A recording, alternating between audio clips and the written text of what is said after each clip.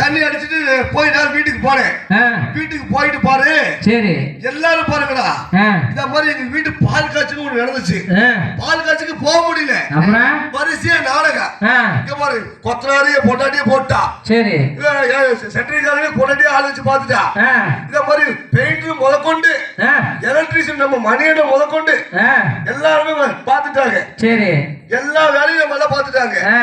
எல்லா வேலையும் பார்த்துருந்தா கூட சரி சொந்த வீட்டுக்கு பால் காய்ச்சி கூட என்னால போக முடியல. அப்புறம் வரிசையா நாடகம் 500 மணப்போற பக்கம் என்ன பண்ணிட்டு சரி ஒரு நாள் நாடகம் நின்று போய் நானும் வீட்டுக்கு போனேன். வீட்டுக்கு போய் நல்லா பவர் ஃபுல்லா சாப்பிட்டேன்.